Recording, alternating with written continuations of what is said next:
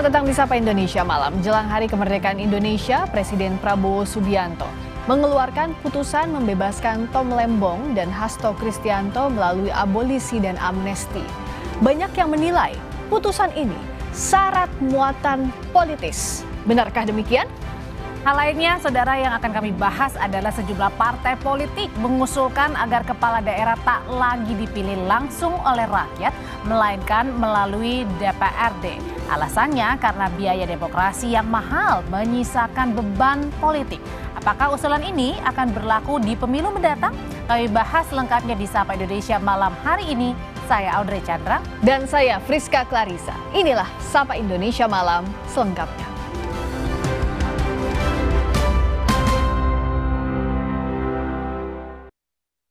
Informasi pertama, Saudara. Menteri Koordinator Hukum, HAM, Imigrasi dan Pemasyarakatan Yusril Iza Mahendra menegaskan pemberian abolisi dan amnesti kepada mantan Menteri Perdagangan Tom Lembong dan Sekjen PDI Perjuangan Hasto Kristianto sudah sesuai dengan ketentuan peraturan perundang-undangan. Menurut Yusril, keputusan Presiden Prabowo memberikan abolisi dan amnesti kepada Tom Lembong dan Hasto sesuai ketentuan Undang-Undang Dasar dan Undang-Undang Darurat Nomor 11 Tahun 1954. Prosedur yang dilalui pun sudah benar, yaitu melalui persetujuan dengan Dewan Perwakilan Rakyat.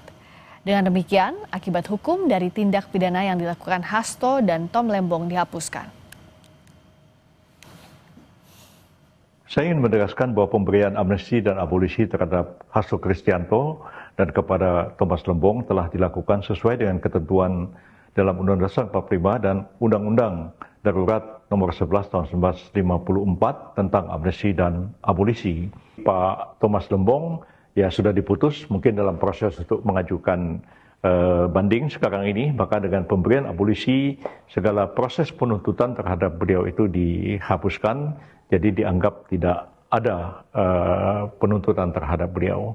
Jadi seperti ingin saya tegaskan bahwa apa yang dilakukan oleh Bapak Presiden telah sesuai dengan ketentuan.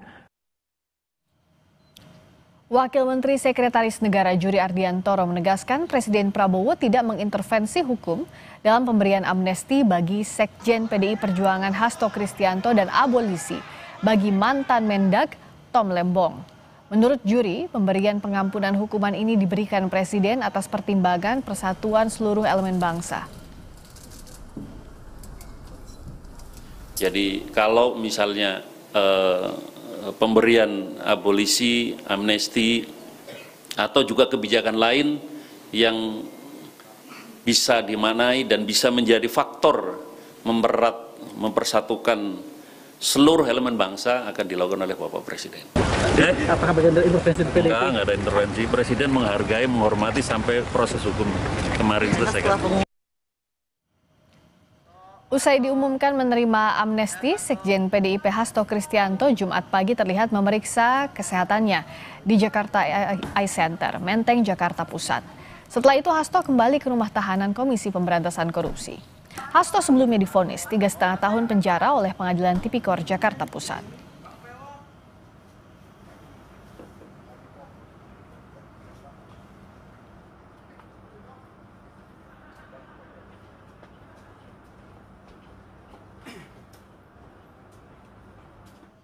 Anies Baswedan, saudara, menyampaikan apresiasi kepada Presiden Prabowo Subianto yang telah memberikan abolisi kepada ex-Menteri Perdagangan Thomas Trikasi Lembong. Keluarga Tom Lembong pun menyambut sukacita keputusan ini. Usai menjenguk Tom Lembong di Lapas Cipinang, Jakarta, Anies Baswedan, saudara, mengapresiasi abolisi yang diberikan Presiden Prabowo Subianto. Anies menyebut dengan pemberian abolisi artinya Presiden menaruh atensi atas kasus hukum yang tengah dihadapi Tom Lembong. Anies menyebut Tom Lembong berpesan kepadanya bahwa kebenaran bekerja dengan cara tak terduga.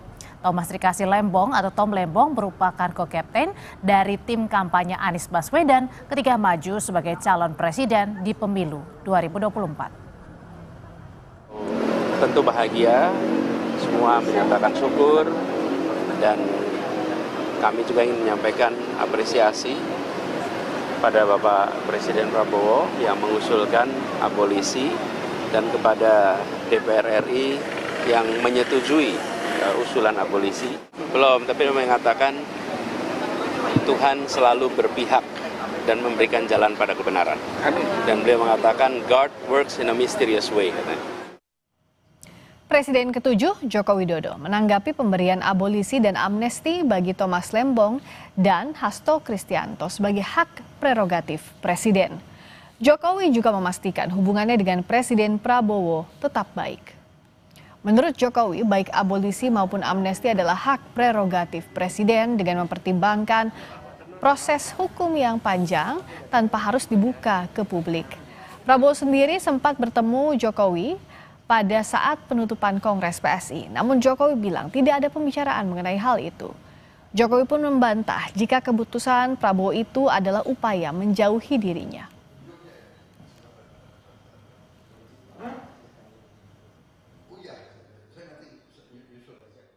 Itu hak prerogatif, hak istimewa yang diberikan oleh Undang-Undang Dasar kita kepada Presiden. Sebelum memberikan keputusan ini Pak Prabowo dengan Pak Jokowi. Ya. Apa yang hubungannya Pak Jokowi dengan Pak Prabowo tetap terus bertemu? Baru aja beliau ke rumah, baru aja kita ngebakmi bareng di Mbah Citro sampai jam 12 malam. Sementara Kejaksaan Agung belum menerima keputusan Presiden terkait abolisi untuk Menteri Perdagangan periode 2015-2016 Tom Lembong. Namun begitu, Kejaksaan Agung menyatakan siap menjalani proses administrasi jika keputusan Presiden telah diterima. Direktur Penuntutan Jampitsus Kejaksaan Agung Sutikno menyatakan pihak Kejaksaan Agung masih menunggu surat keputusan Presiden terkait abolisi yang diberikan kepada Tom Lembong. Kejaksaan Agung akan mengikuti proses administrasi yang diminta jika keputusan Presiden telah dikeluarkan. Ya, kita kan sama-sama baru mendengar lewat TV kan.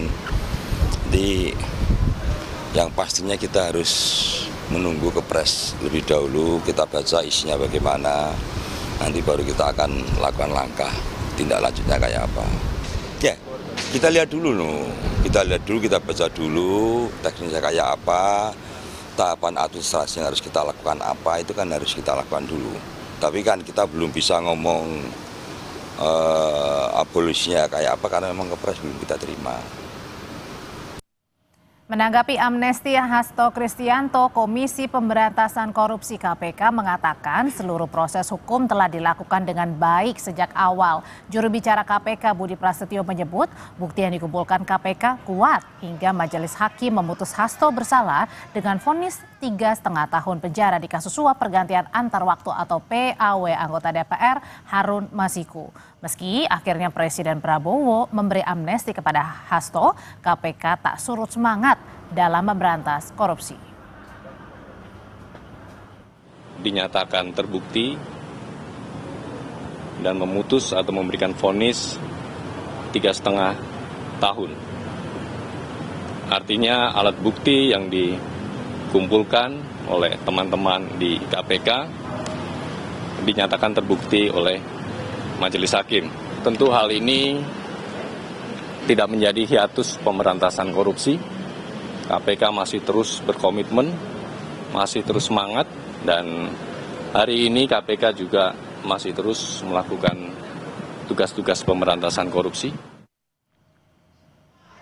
25 Juli kemarin, Majelis Hakim Pengadilan Tipikor Jakarta memvonis Sekjen PDI Perjuangan Hasto Kristianto pidana penjara selama 3 tahun 6 bulan dan denda sebesar 250 juta rupiah. Hasto saudara dinilai terbukti bersalah memberi suap mantan Komisioner KPU Wahyu Setiawan terkait pengurusan pergantian antar waktu atau PAW anggota DPR periode 2019-2024 Harun Masiku.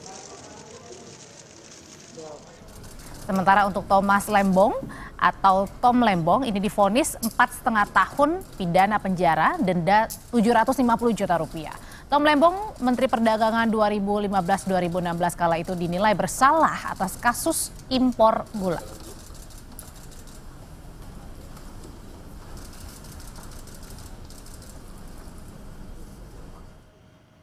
Megawati Soekarno Putri kembali dikukuhkan menjadi Ketua Umum PDI Perjuangan periode 2025 hingga 2030. Sebelumnya, Megawati sudah terpilih sebagai Ketua Umum dalam Rakernas PDIP. Pengukuhan Megawati sebagai Ketua Umum PDIP disampaikan oleh Ketua Steering Committee dari Kongres ke-6 PDIP Komarudin Watubun. Watubun memastikan 100% peserta Kongres yang hadir meminta agar Megawati segera dikukuhkan menjadi Ketua Umum saat acara dimulai. Yang pertama 100% minta mendesak segera dikukuhkan kembali Ibu. Jadi sudah selesai.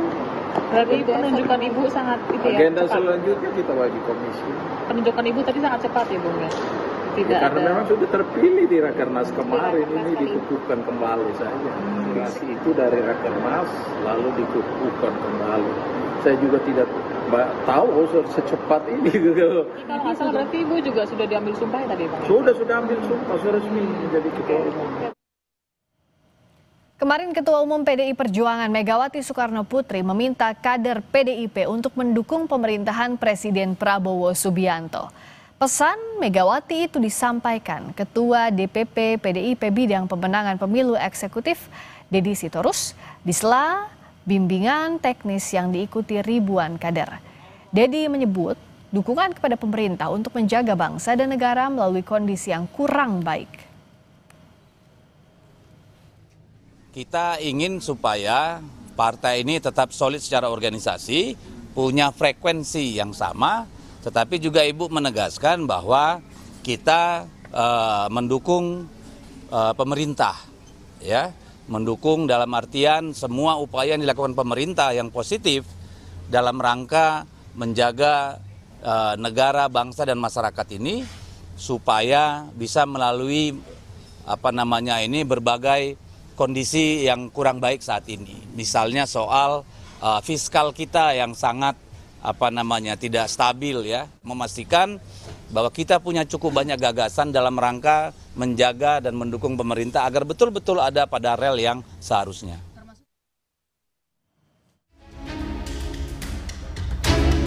Sinyal kedekatan kubu Presiden Prabowo dengan PDI Perjuangan semakin terbuka. Tak lama setelah Presiden Prabowo Subianto memberikan amnesti kepada Hasto Kristianto dan disetujui oleh Dewan Perwakilan Rakyat, Ketua Harian DPP Partai Gerindra Sufmi Dasko Ahmad mengunggah foto pertemuan dengan Ketua Umum PDIP Megawati Soekarno Putri dan Puan Maharani. Dalam foto tersebut, Dasko juga didampingi Menteri Sekretaris Negara Prasetyo Hadi menggunakan kemeja warna putih. Dalam akun Instagramnya, Dasko menulis merajut tali kebangsaan dan persaudaraan. Sementara Istana melalui Wakil Menteri Sekretaris Negara Juri Ardiantoro enggan berkomentar soal keterkaitan pertemuan tersebut usai mengumumkan DPR setuju dengan amnesti yang diberikan Presiden Prabowo Subianto untuk Sekjen PDIP Hasto Kristianto. Enggak ada intervensi. Presiden menghargai, menghormati sampai proses hukum kemarin selesai. Tapi ada kaitannya dengan itu menghadap ke Bu Mega, Pak. Maksud sih? Kemarin Mensesnek ketemu sama Bu Mega itu nggak ada apa tuh, Mas? Tahu aja. Analis politik Trias Politika Strategis Agung Baskoro menilai pemberian amnesti Presiden untuk Sekjen PDIP Hasto Kristianto merupakan rekonsiliasi politik. Agung Baskoro juga menilai usai pemberian amnesti untuk Hasto tak menutup kemungkinan PDIP masuk dalam kabinet pemerintahan.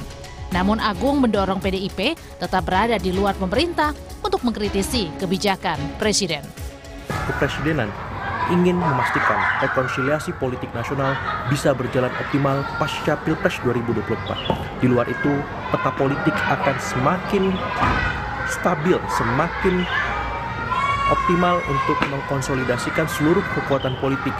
Menimbang PDIP akan lebih menempatkan sikapnya sebagai mitra strategis ketimbang sebagai mitra kritis dan tidak menutup kemungkinan PDIP masuk ke kabinet merah putih karena opsi untuk Mas Hasto bebas telah tercapai. Walaupun masih ada ruang bagi PDIP untuk tetap keluar dengan peran sebagai mitra strategis lebih besar. Sebelumnya dalam bimbingan teknis di Bali Kamis 31 Juli, Ketua Umum PDIP Megawati meminta kadernya mendukung pemerintahan Presiden Prabowo Subianto. Tim Liputan Kompas TV.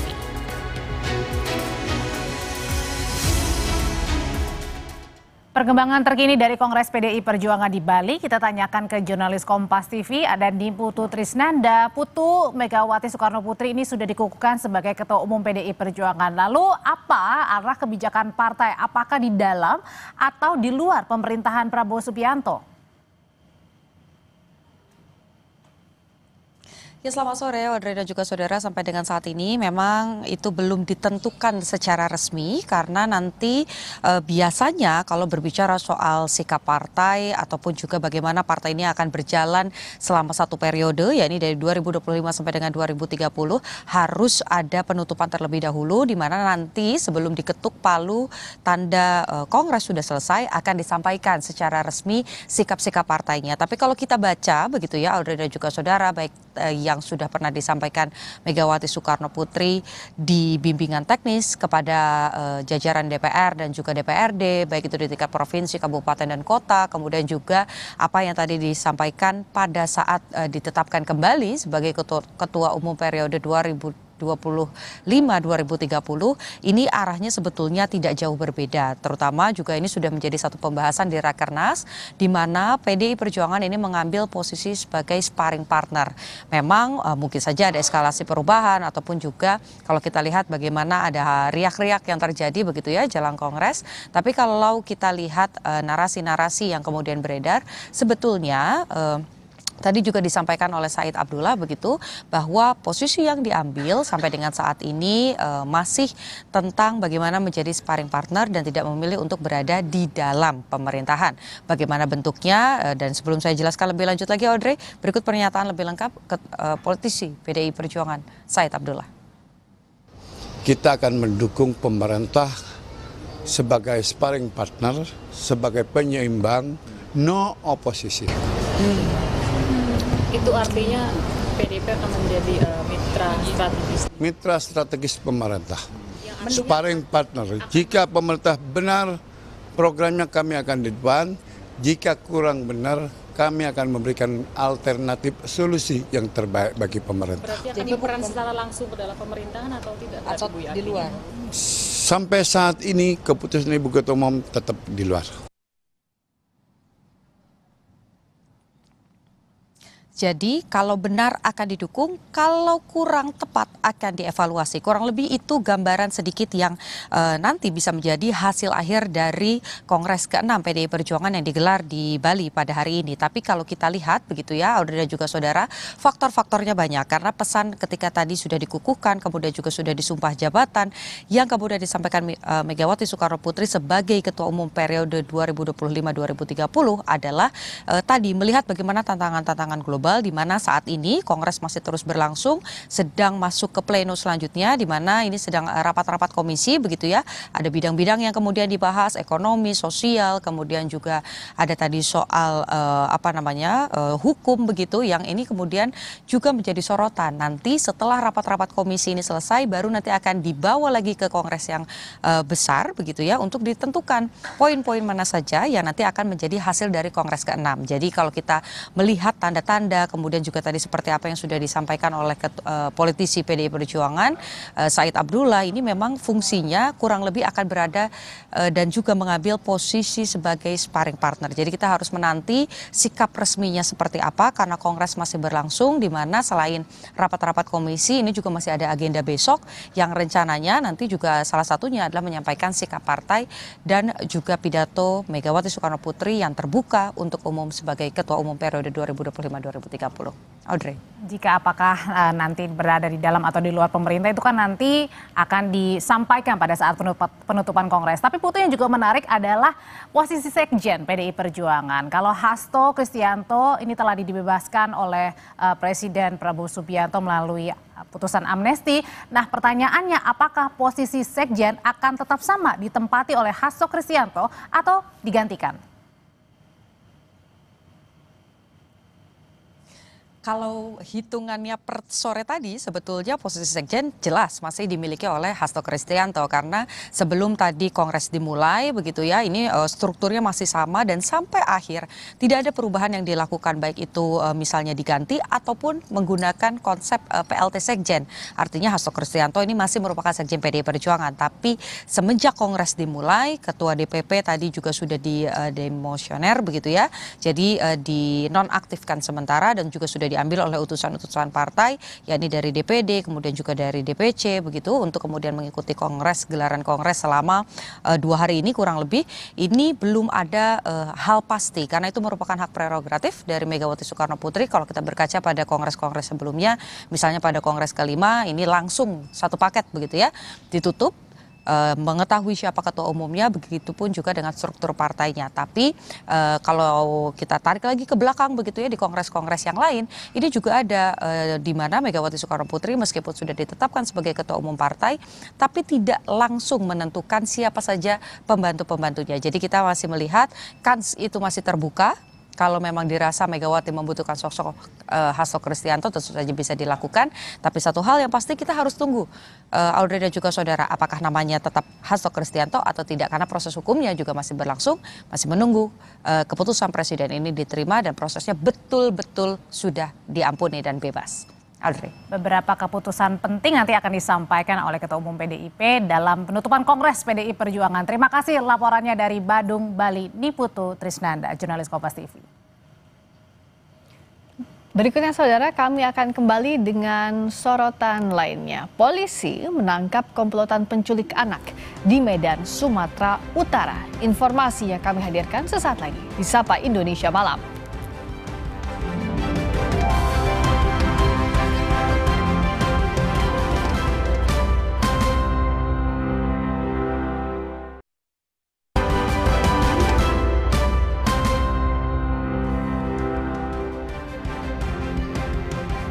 Kembali di Sapa Indonesia Malam, Polres Pelabuhan Belawan dan Polda Sumatera Utara berhasil membebaskan anak yang diculik oleh 3 perempuan. Pelaku sempat meminta tebusan 50 juta rupiah dan ancaman pembunuhan jika permintaannya tidak dituruti. Seorang murid SD di Medan, Sumatera Utara jadi korban penculikan. Dari rekaman CCTV, pelaku membawa korban dengan terburu-buru keluar sekolah menuju ke sebuah mobil. Sementara korban ditawan, pelaku lain mendatangi rumah korban dan meminta uang tebusan 50 juta rupiah. Polisi pun bergerak menyergap pelaku di sebuah rumah di Kecamatan Medan Merelan, Kota Medan, Sumatera Utara. Saat ditemukan, sang anak masih menggunakan seragam sekolah. 3 pelaku yang ditangkap adalah perempuan dan memiliki peran yang berbeda-beda. Mulai dari yang menjemput korban, menyediakan mobil, hingga yang merencanakan aksi penculikan. Kami sudah mengamankan para tersangkanya dan untuk sekarang masih dalam proses pemeriksaan dan untuk anaknya sudah kami kembalikan kepada orang tua.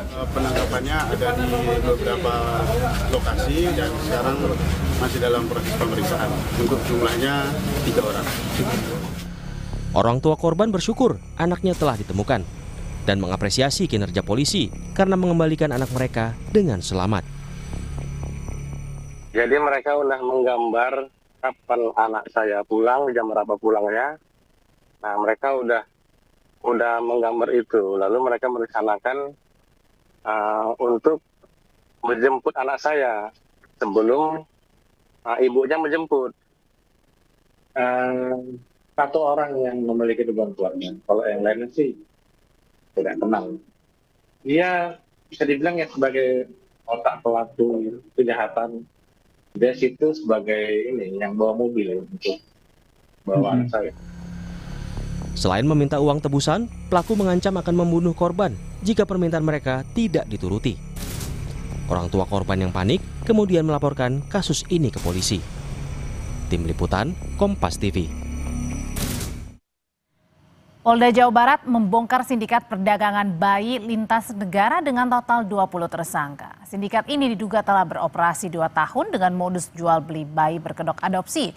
Kami saudara putarkan kembali cuplikan program sasaran saat tim berpura-pura menjadi calon pengadopsi bayi. Praktik perdagangan bayi muncul karena maraknya penawaran bayi berkedok adopsi di media sosial. Kami menelusuri media sosial dan menemukan sejumlah grup berisi akun-akun yang mencari dan menawarkan bayi untuk diadopsi.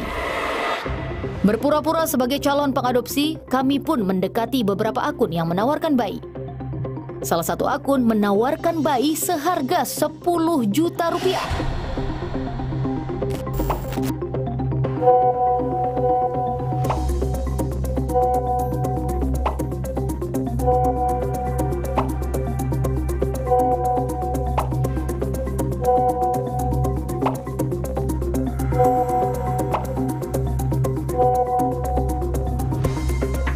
Kami mendekatinya untuk menggali motif di balik keputusannya. Kami melanjutkan percakapan via WhatsApp. Sang ibu SN mengaku terpaksa menjual bayi yang dikandungnya karena didesak pasangannya. Sejak awal, pasangannya berniat menjual bayinya di media sosial.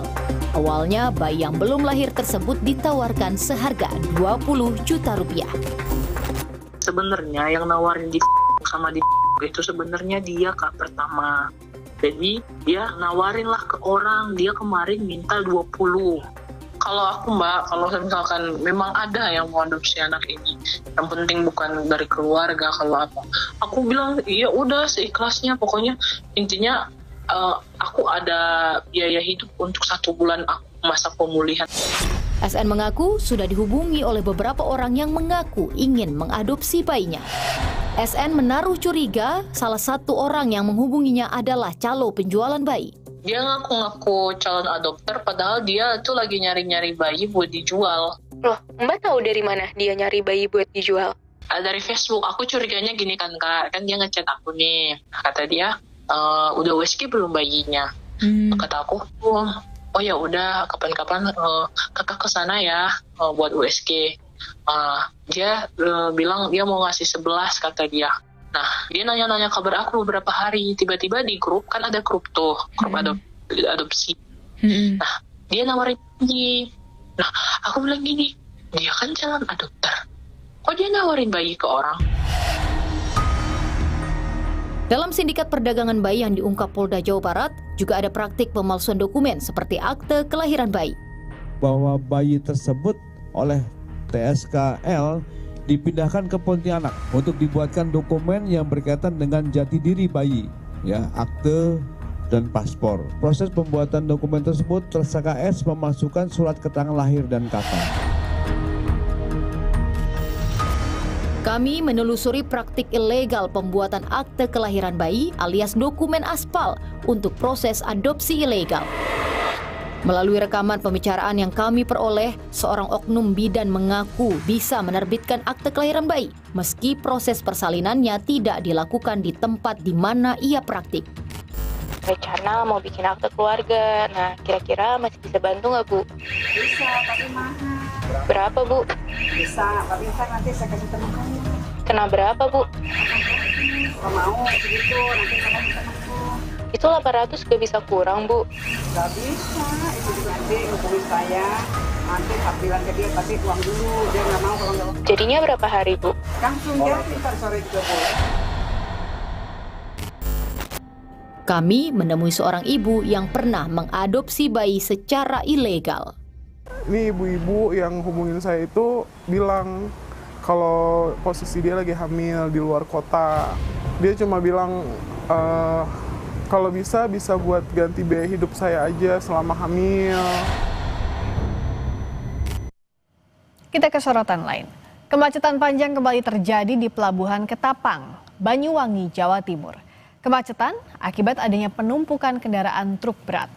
Kendaraan bus dan mobil pribadi terjebak macet hingga 5 jam. Kemacetan sudah terlihat dari luar area Pelabuhan Ketapang. Ratusan truk terparkir di bahu jalan hingga lebih dari 10 km. Kondisi ini terjadi karena truk dengan tonase di atas 35 ton harus antre untuk bisa ke area parkir dermaga Bulusan. Kondisi ini dipicu oleh cuaca buruk yang terjadi pada 29 hingga 30 Juli lalu. Saat itu, pelabuhan melakukan sistem buka tutup hingga menyebabkan antrean panjang yang sepenuhnya belum terurai. 5 jam Mas, macetnya mulai dari Bajulmati sampai sekarang, sampai pelabuhan. Ya supir capek, terus penumpang ya juga ngeluh. Kalau nggak capek-capek. Terlambat wisatanya berarti ya? Ya terlambat. Banyak ya, semoga aja ada kapal bantuan dari pemerintah, dari BUMN dan Bali, ada kapal bantuan lah. Sementara itu, ratusan sopir truk menggelar aksi demo di depan pintu masuk Pelabuhan Ketampang, Banyuwangi, Jawa Timur. Mereka memprotes antrean penyeberangan yang dinilai semakin parah hingga harus menunggu sampai 3 hari untuk bisa menyeberang ke Bali. Mereka memprotes lambannya proses penyeberangan yang membuat sopir bus terpaksa mengeluarkan uang lebih untuk menginap.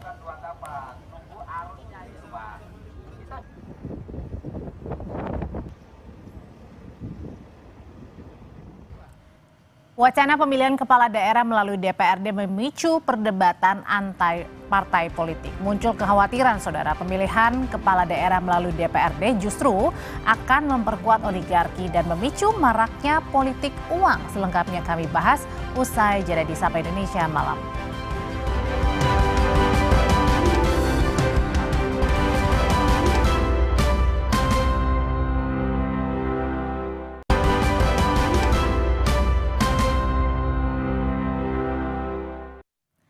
Saudara, wacana pemilihan kepala daerah melalui DPRD memicu perdebatan antar partai. Muncul kekhawatiran pemilihan kepala daerah melalui DPRD justru akan memperkuat oligarki dan memicu maraknya politik uang.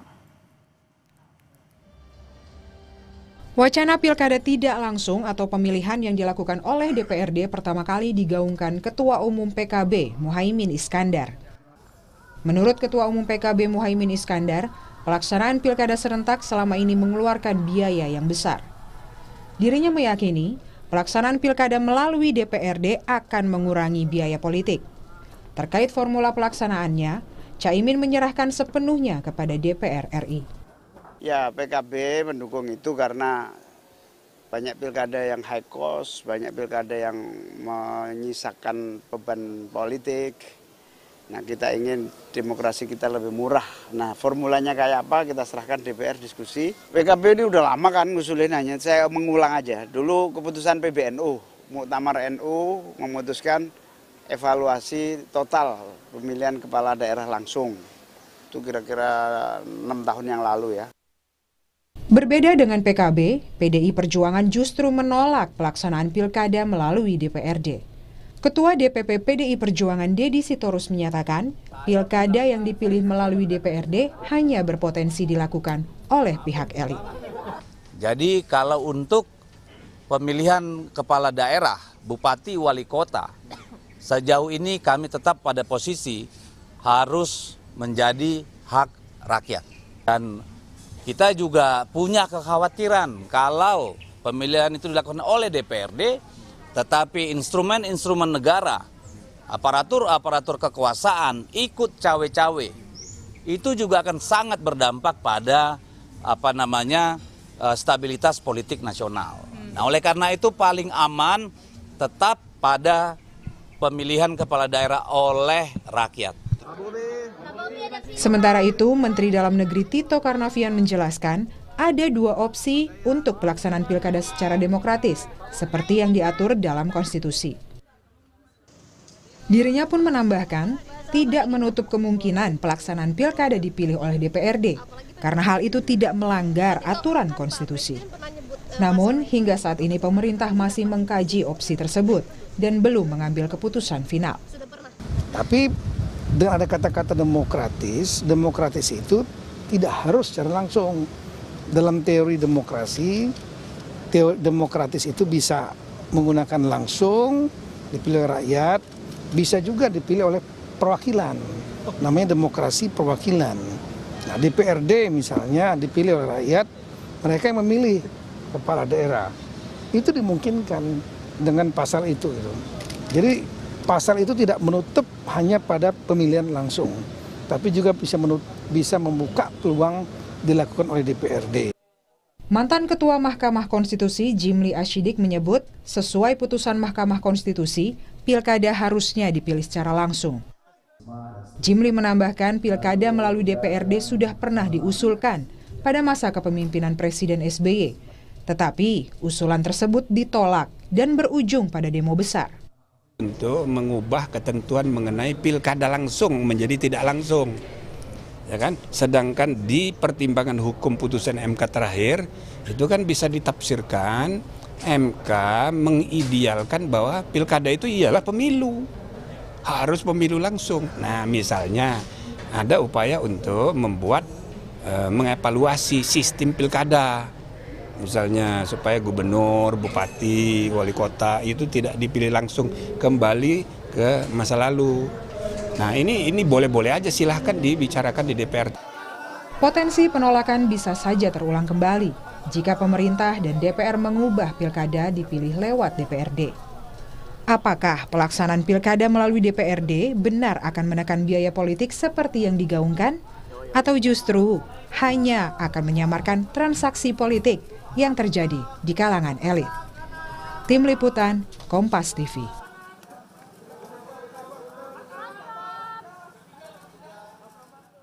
Polemik pilkada dipilih DPRD juga memunculkan sejumlah persepsi dari masyarakat. Lalu apa tanggapan warga? Kami hadirkan.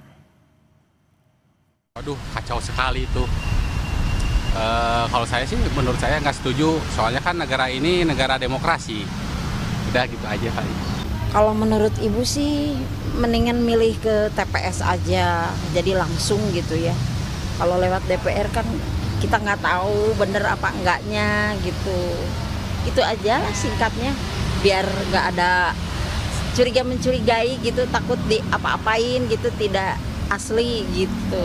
Berarti Ibu tidak setuju dikembalikan kepada DPR? Iya, mendingan milih langsung aja di TPS gitu. Seperti yang udah-udah begitu.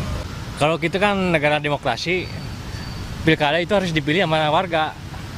Kalau begitu ya udah presiden dipilih sama DPR aja sekalian. Berarti Bapak tidak setuju? Nggak setuju lah. Kata warga katanya mendingan pilih langsung aja. Dan kenapa hal ini kemudian bisa diwacanakan untuk dikembalikan lagi untuk pemilihannya ke DPRD? Untuk membahasnya malam hari ini, saya sudah bergabung bersama kami ada Ahmad Irawan, anggota Komisi 2 DPR RI dari fraksi Partai Golkar. Mas Irawan, selamat malam. Malam, Mbak, malam. Ada juga bersama kami ada Titi Anggraini, anggota Dewan Pembina Perludem. Mbak Titi, selamat malam. Selamat malam, Mbak. Saya mau tanya dulu ke Mas Irawan nih, sebagai salah satu fraksi yang setuju bahwa pilkada ini dikembalikan lagi ke DPRD. Kenapa setujunya? Terima kasih. Jadi kami sebenarnya tidak hanya sekedar setuju. Fraksi Partai Golkar melalui apa yang disampaikan oleh Ketua Umum Partai Golkar Pak Bahlil Lahadalia pada saat HUT Partai Golkar tahun sebelumnya, itu termasuk yang menginisiasi bahwa proses pelaksanaan pilkada harus dilaksanakan kembali oleh DPRD. Kenapa? Nah, kenapa kemudian kami mengambil pilihan kenapa harus ke DPRD?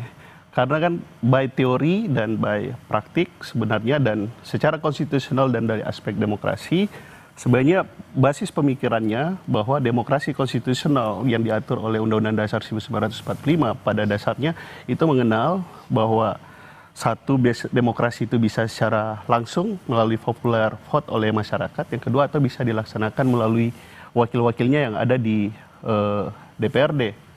Itu yang basis teorinya gitu, direct demokrasi dan indirect demokrasi itu tadi. Nah, ini sebenarnya berangkat dari satu pemikiran dan evaluasi sejak pelaksanaan pilkada itu dilaksanakan secara langsung. Salah satu yang paling kami soroti adalah terkait dengan politik di Indonesia adalah politik yang berbiaya tinggi. Padahal di satu sisi yang lain, kami melihat bahwa yang namanya pemilu ini adalah instrumen dari demokrasi itu sendiri. Satu, instrumen peralihan kekuasaan. Yang kedua adalah instrumen bagaimana proses pembentukan pemerintahan di daerah itu bisa terjadi. Dan dengan dasar pemikiran tersebut, kalau kemudian ini hanyalah sebagai satu instrumen pembentukan pemerintahan, terus instrumen peralihan kekuasaan, kenapa kita harus memilih proses yang rumit dan mahal gitu? Kita bahas dulu tentang mahalnya itu. Emang benar Mbak Titi, semahal itu dengan pilkada langsung? Iya, negara ini kan ada karena ada rakyat ya. Jadi mestinya kebijakan itu bukan hanya soal mahal atau tidak, tapi rakyat maunya apa. Tadi kita sudah dengar ya, bahkan orang kebanyakan pun bilang ingin memilih langsung wakilnya. Karena kan pada dasarnya dalam negara demokrasi, kedaulatan berada di tangan rakyat, dari rakyat, oleh rakyat, untuk rakyat. Jadi konteksnya kalau apa-apa itu semua disebut sebagai, oh karena political cost-nya tinggi, Nanti ujung-ujungnya ini jadi justifikasi pilih presiden pun oleh wakil bukan oleh rakyat ya. Hati-hati loh dengan narasi seperti itu. Nah yang kedua soal politik biaya tinggi. Coba deh cek semua laporan dana kampanye ya Pak Wawan ya. Di pemilihan kepala daerah tuh semua kosnya normal, bahkan ya di bawah rata-rata begitu ya. Artinya ada persoalan ruang gelap. Nah pertanyaannya ruang gelap ini siapa yang mengisi? Kalau aktornya masih sama, mau dipindahkan ke arena DPRD pun kalau aktornya masih melibatkan aktor yang sama dengan yang melakukan praktik-praktik di ruang gelap tadi, ya tidak akan menyelesaikan masalah. Artinya tidak ada jaminan kalau misalnya pun dikembalikan ke DPRD akan tidak ada lagi politik uang. Jangan-jangan justru ada politik uang yang tersirat di dalamnya, Mas Irawan. Tentu kami mengapresiasi apa yang disampaikan pakar expert seperti Bu Titi tadi gitu, termasuk yang kemudian menjadi aspirasi masyarakat. Tentu berbagai hal aspirasi tersebut kami akan serap. Sekarang kan masih dalam proses rancangan undang-undang ya, sudah masuk prolegnas utama. Tentu berbagai pikiran, masukan, aspirasi itu semua akan didengarkan oleh DPR, terkhusus oleh fraksi partai Golkar gitu. Tetapi yang pasti bahwa menurut kami bahwa rakyat juga tetap terlibat dalam proses ini. Oleh karena itu kalau pilkada kembali ke DPR maksudnya rakyat tetap bisa tetap terlibat melalui wakil-wakilnya, sehingga kami menawarkan dua konsep. Satu konsep pilkada asimetris, yang kedua adalah konsep bagaimana keterlibatan publik dalam proses pemilihan. Pertanyaannya memang bisa ada jaminan itu bahwa dijamin bahwa katanya rakyat itu tetap dilibatkan meskipun dikembalikan lagi ke DPRD. Iya, kita ini sekarang sudah dalam situasi sebenarnya harus melangkah ke depan. Isu ini adalah isu lama yang ingin diulang kembali. 2014 sudah sempat disahkan Undang-Undang 22 2014. Pilkada oleh DPRD. Apa implikasinya? Masyarakat kan protes ya, ada eskalasi penolakan yang sangat besar. Mestinya kebijakan-kebijakan di masa depan saat ini merefleksikan peristiwa itu. Masyarakat tidak suka pilkada oleh DPRD. Nah oleh karena itu yang harus dilakukan, kalau dalam pilkada langsung ada persoalan politik uang dan lain sebagainya, itu yang dibenahi. Jadi yang dibenahi itu adalah pengawasannya, penegakan hukumnya, proses kaderisasi rekrutmen oleh partai. Nah itu yang pertama. Yang kedua, alasan kenapa dulu di 2004 pilkadanya diatur pilkada langsung, undang-undangnya diteken oleh Ibu Megawati. Persoalannya persis sama, politik uang dalam pemilihan di DPRD. Bahkan sampai ada karantina ya Pak Wawan, anggota DPRD-nya tidak boleh keluar karena takut konfigurasi suara berubah. Lalu pembakaran kantor DPRD karena aspirasi masyarakat tidak tersampaikan melalui proses pemilihan di sana. Jadi justru kos politiknya jadi lebih tinggi. Dan kalau ini terjadi, distrust atau ketidakpercayaan pada institusi politik DPRD dan juga partai itu bisa makin besar. Jadi tidak menutup persoalan juga, justru ini makin menjauhkan rakyat dari ruang-ruang pengambilan keputusan. Jadi artinya tidak benar kalau misalnya tadi dijamin oleh Mas Irawan misalnya, meskipun nantinya ujung-ujungnya dikembalikan bahwa tetap kok aspirasi rakyat kita tangkap karena kan perwakilan juga. Ya faktanya begini, di Jakarta saja ya. Kalau kita pakai skenario pilkada oleh DPRD, gubernurnya sekarang bukan Pram Rano. Karena konfigurasi politik di DPRD mayoritas itu pengusung calon gubernurnya Pak Wawan.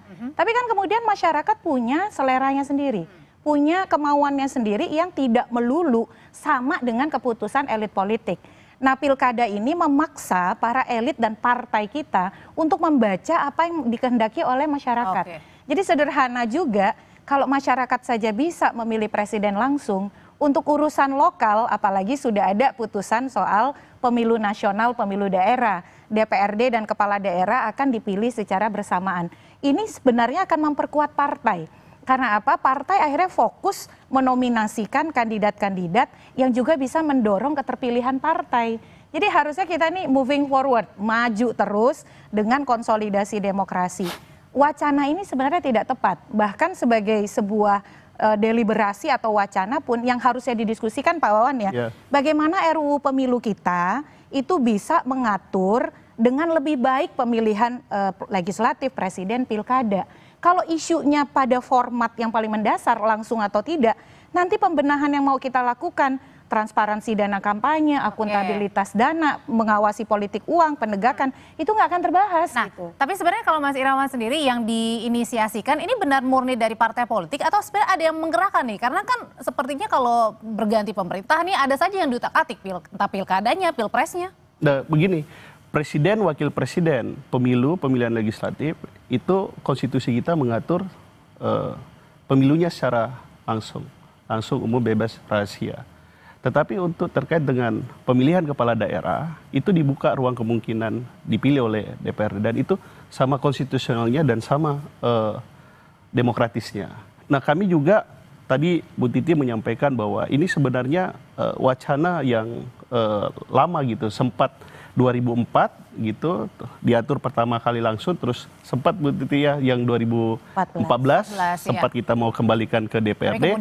Kemudian kita ambil jalan tengah bahwa tetap dilaksanakan secara langsung dengan beberapa perbaikan, termasuk juga pengaturan mengenai keserentakan agar kemudian pemilu ini, pilkada ini bisa dilaksanakan secara efisien. Nah, tapi ternyata kemudian dari hasil evaluasi kami melihat bahwa target efisiensi dari proses pembentukan pemerintahan di daerah ini kita tidak bisa capai, termasuk masalah-masalah pemilu yang sifatnya repetitif itu kembali terjadi. Apakah semuanya harus selalu melulu tentang uang ketika misalnya demokrasi saja, misalnya warga aja tidak bisa memilih langsung, apakah semuanya harus serba uang nih? Nah, begini, karena kemudian terkait dengan partisipasi rakyat tadi ya saya sampaikan bahwa kita secara konstitusional demokratis mengenal juga yang namanya demokrasi secara representatif, bahwa rakyat bisa terlibat melalui wakil-wakilnya. Oleh karena itu kita menawarkan satu gagasan bahwa keterlibatan rakyat ini tetap harus ada, bisa melalui proses yang namanya uji publik seperti yang disampaikan oleh Partai Golkar. Yang kedua, tetap ada proses debat terbuka, bagian dari salah satu metode kampanye di mana sebelum dilaksanakan pemilihan oleh DPRD tetap dilangsungkan uji publik dan rakyat juga bisa menilai, dan termasuk kami sedang menyiapkan sebenarnya konsep engineering konstitusional seperti yang diminta oleh MK, bagaimana rakyat terlibat secara aktif dan masif mulai sejak hulunya gitu, terkait dengan rekrutmen kepemimpinannya. Jadi sebenarnya politik juga tidak melulu masalah uang, tetapi negara ini butuh uang untuk kemudian kita melaksanakan pembangunan dan program-program prioritas nasional lainnya. Oke, apakah hal itu bisa menjawab begitu bahwa aspirasi masyarakat warga juga terwakili atau tidak? Ini merupakan suatu kemunduran atau kemajuan sebenarnya Mbak Titi? Nanti usai jeda tetap bersama.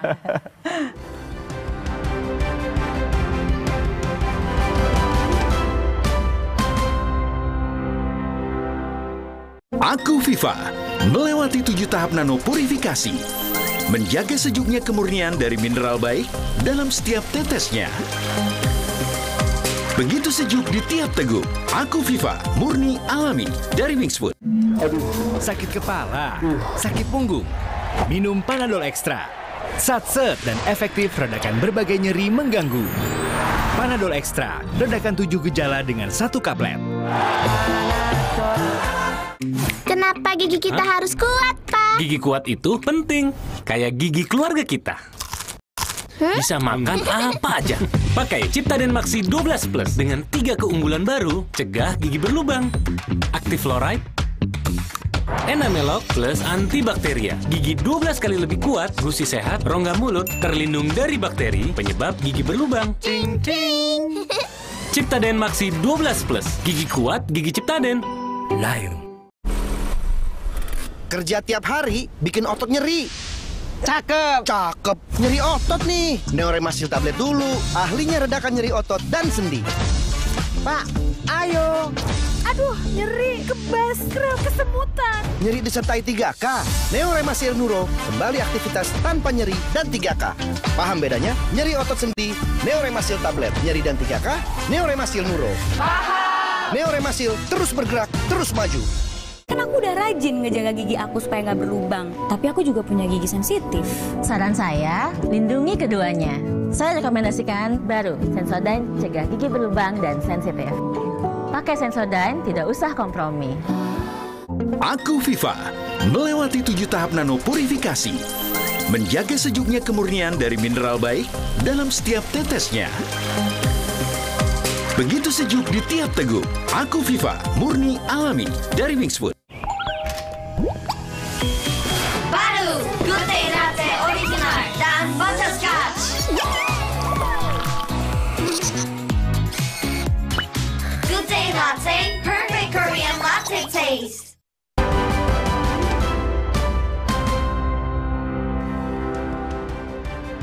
di Sapa Indonesia Malam, Mas Irawan, pertanyaannya adalah sebelum nanti Mbak Titi menjawab. Nah, kalau misal dikembalikan ke pilkada DPRD atau tak langsung, bisa jadi jangan-jangan anak-anak muda seperti Mas Irawan juga belum tentu ini bisa duduk nih sebagai anggota dewan misalnya salah satunya. Kalau anggota dewan kan udah duduk. Oke. Pemilunya kan tetap pemilu langsung. Kalau pilkada oleh DPRD, ya siapapun tidak bisa menjamin, termasuk pilkada langsung kan orang nggak bisa mendapatkan jaminan. Namanya demokrasi itu kan prosesnya prediktif tapi resultnya kan memang unpredictable. Intinya bahwa proses pilkada di DPRD ini tidak menutup kesempatan warga negara untuk kemudian dinominasikan sebagai calon kepala daerah. Tapi untuk dikembalikan lagi Mbak Titi, ini kemajuan atau kemunduran? Iya, sekarang ini kita sudah banyak sekali perkembangan yang itu tidak kompatibel kalau pilkadanya oleh DPRD. Contoh, Mas Wawan, calon perseorangan, independen. Logika aja lah, yang milih itu orang partai. Tiba-tiba ujuk-ujuk masuk nih calon perseorangan pemilihan di DPRD. Kan sudah tidak akan mungkin begitu ya, dari sisi peluang dia akan mendapatkan kompetisi yang adil dan setara di dalam pemilihan di DPRD. Kalaupun akhirnya dia punya peluang, pasti yang digunakan jalan pintas uang. Nah itu satu gitu ya. Yang kedua, banyak sekali electoral engineering, rekayasa elektoral yang hari ini desainnya itu mengerucut kepada desain pemilihan langsung. Misalnya putusan Mahkamah Konstitusi ya, karena kan senang tidak senang, kontroversi ataupun tidak putusan MK, MK adalah lembaga yang kita sepakati sebagai penafsir konstitusi hari ini. Banyak sekali putusan yang mengatakan pilkada itu adalah pemilu. Nah itu. Yang kedua adalah kita sudah punya kelembagaan penyelenggara pemilu yang terkonsolidasi. Ada KPU, Bawaslu, dan itu sampai kabupaten kota begitu. Jadi desainnya adalah harusnya ini ditata, dirapihkan, diperkuat. Yang kedua, kalau kita boleh lihat nih kejadian yang paling baru ya, kan dikatakan soal abolisi dan amnesti nih. Dua pertimbangan kan, pertimbangannya soal pertimbangan hukum, yang kedua adalah konsolidasi dan istilahnya itu adalah stabilitas ya, politik. Ini kalau tidak dipegang betul, bukan tidak mungkin peristiwa 2014, protes massa, keberatan publik, ini akan tereskalasi lagi. Termasuk juga tahun lalu deh, ketika MK memutuskan ambang batas pencalonan itu diturunkan. Kan DPR terang-terangan berusaha membuat RUU yang bertentangan dengan putusan MK. Akhirnya kan gelombang protes luar biasa ya ke DPR dan lain sebagainya. Jadi kita menghargai wakil rakyat kita, tapi sebaiknya deliberasi wacana itu untuk memperkuat kondisi demokrasi yang ada hari ini. Artinya bukan mundur-mundur terus. Ini mundur ya berarti ya? Ya bukan hanya mundur, menghabiskan energi juga. Karena harusnya kita bisa bicara bagaimana membasmi politik uang, bagaimana partai politik memastikan orang-orang muda progresif seperti Mas Wawan ini bisa dikader dan kemudian menjadi calon-calon di pilkada. Akhirnya nggak diskusi ke situ, pro konsnya akhirnya ke hal-hal yang sebenarnya kita sudah selesaikan. Di 2014 kan kita sudah selesaikan. Bahwa masyarakat maunya pilkada langsung. Kecuali kalau Pak Prabowo mau huru-hara lagi nih.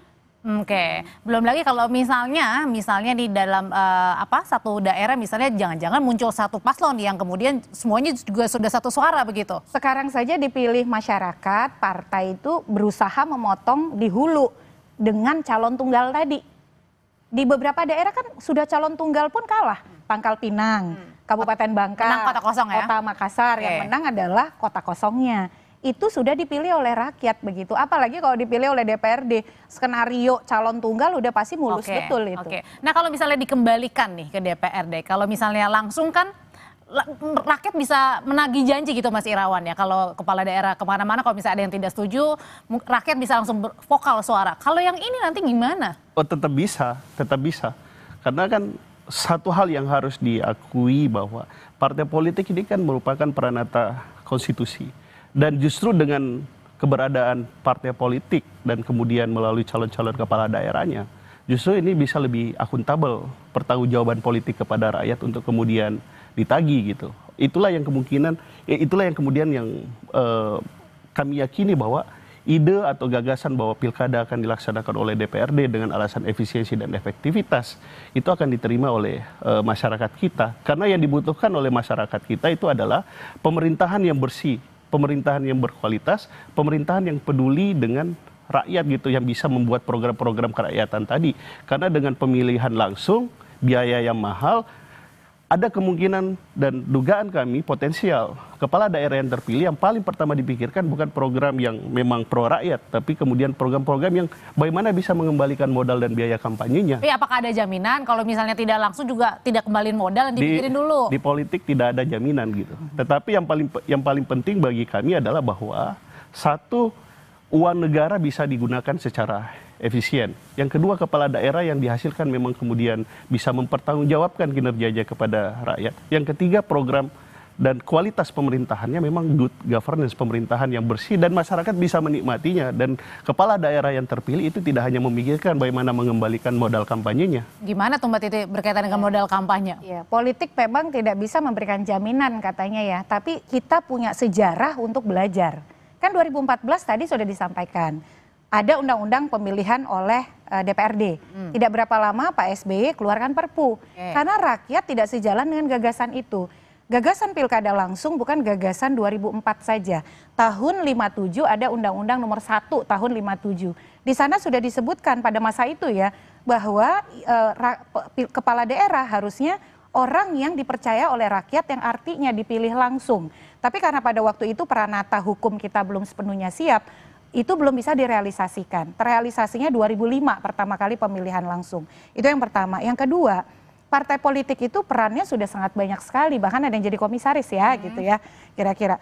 Nah, untuk konteks pemilihan kepala daerah, partai juga punya peran karena kan sebenarnya gatekeeper-nya yang mencalonkan itu paling banyak adalah partai politik. Dan di pemilihan kepala daerah dia juga menjadi salah satu sarana rekrutmen politik nasional. 2024, 2 dari 3 calon presiden itu adalah gubernur. Artinya posisi kepala daerah, gubernur ya, itu merupakan posisi magang politik untuk kemudian duduk pada promosi politik yang lebih tinggi, yaitu Pilpres presiden, ya? Pilpres. Nah, situasi ini sebenarnya sudah terlembaga dengan baik. Jadi kalau ada gagasan untuk bicara lagi pilkada tidak langsung, ini sebenarnya agendanya siapa? Kalau elit mengatasnamakan itu juga bagian dari demokrasi, demokrasi kan menghubungkan antara aspirasi rakyat dengan kebijakan. Agendanya siapa Mas Irawan sebenarnya? Ya, satu, ini agenda bersama. Kita ingin... Emang berapa parpol yang sudah setuju? Ya kita tidak tahu partai politik lainnya apa yang kemudian menjadi sikap akhirnya. Tetapi yang menjadi sikap bersama dan kesadaran bersama bahwa termasuk Pak Prabowo Subianto menyampaikan demokrasi kita ada hal yang harus kita perbaiki gitu. Itulah yang kemudian yang kami nilai perlu diambil satu jalan alternatif dan konsep alternatif. Ya, sebentar Mas Irawan, Mbak Titi, kita dengarkan dulu ke Rutan Cipinang, ada informasi terbaru dari sana. Beruntungnya kita punya presiden yang PK dan melihat bahwa penegakan hukum dan penegakan keadilan harus dilaksanakan dengan baik. Semoga ini menjadi pintu masuk ya bagi penegakan hukum di Indonesia, sehingga seperti tadi dikatakan tidak akan ada lagi proses-proses hukum yang bisa mengarah kepada miscarriage of justice, ya timbulnya korban-korban baru. Seperti itu. Nah, kita harus hargai, jangan sampai hak prerogatif presiden ini diganggu oleh pihak-pihak yang tidak menginginkan adanya kepastian hukum dan pemberian keadilan. Terima kasih. Apakah dengan pemberian abolisi itu?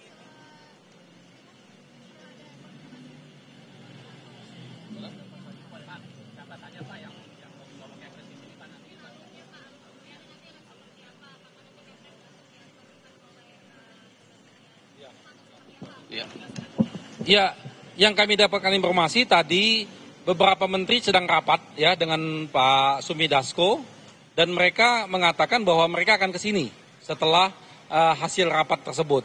Jadi tadi informasinya rapat itu menyiapkan semua administrasi yang pengantar segala macam lalu memberitahukan kejaksaan. Jadi dalam hal ini pihak kejaksaan sudah diberitahu. Nah, sudah diberitahu, Kepresnya sudah ada dan mereka harus proaktif. Harapan kita seperti itu. Dan nanti akan ke sini pasti dari kejaksaan, pasti dari kementerian, seperti itu, ya. Kementerian yang membawai ini. Yang rapat tadi ada Kementerian Hukum dan MIPAS, Lapas. Ya, sama dari DPR juga, ya. Oke, itu ya, terima kasih.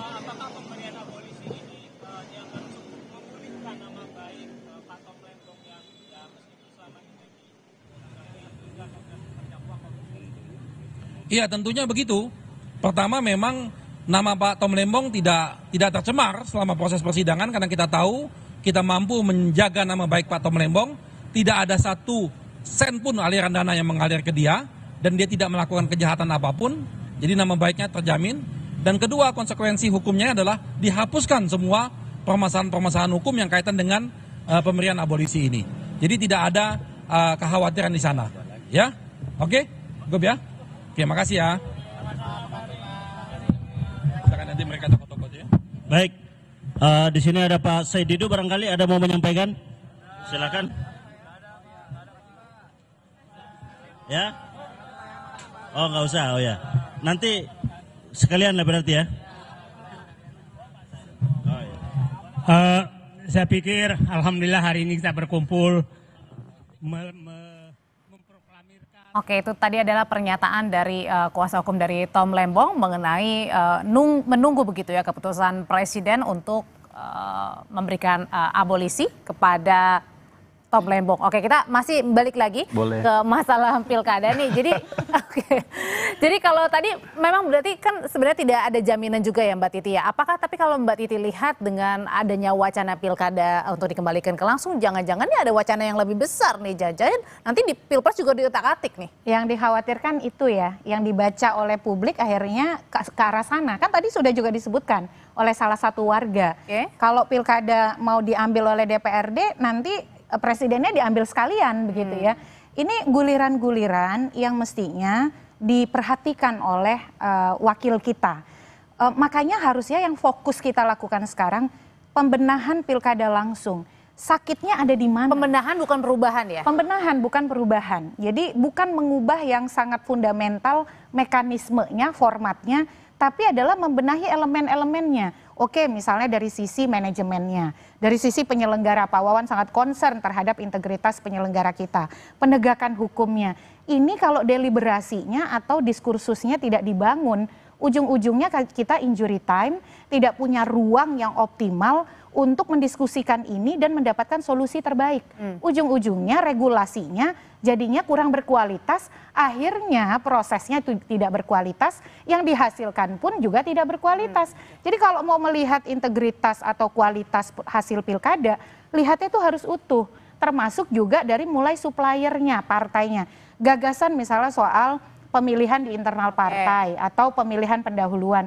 Itu kan sebenarnya gagasan yang bagus ya.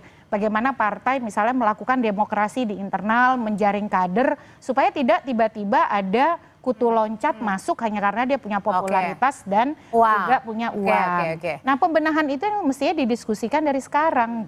Nah, kenapa itu tadi Mas Irawan? Kenapa bukan dibenahi? Kenapa harus diubah? Dan jangan-jangan ya itu tadi yang dikhawatirkan, jangan-jangan bukan hanya pilkada yang diubah nih, jangan-jangan pilpresnya untuk pemilihan presiden juga nih. Satu, kita punya yang namanya konsensus politik tertinggi yang sudah termuat dalam Undang-Undang Dasar 1945 terkait dengan pileg pilpres, jaminannya langsung. Konstitusi kita mengatur itu.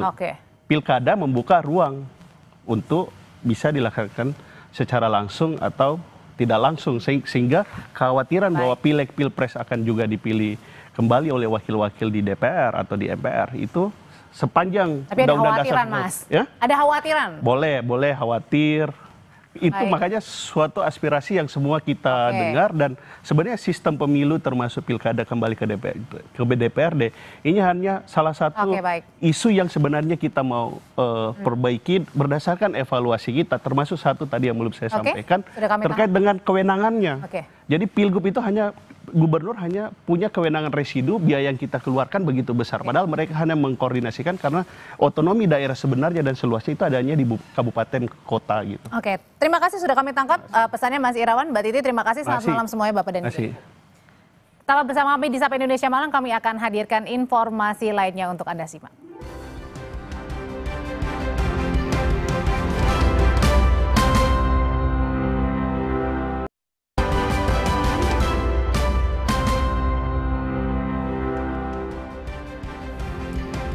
Kembali di Sapa Indonesia Malam bersama saya Friska Clarissa. Ribuan warga Palestina membawa sekarung tepung melintasi perbatasan Gaza dan Israel.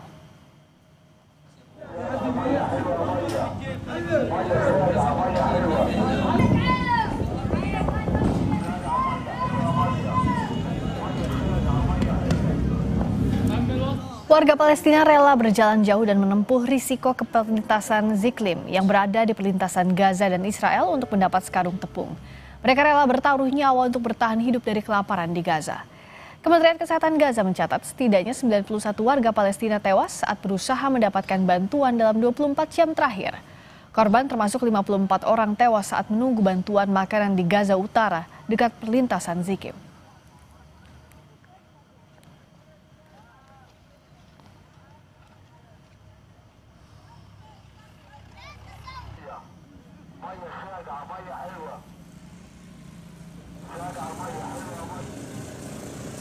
Sementara di tengah bencana kelaparan yang menewaskan warga Palestina, Israel kembali melanjutkan serangan ke wilayah Gaza.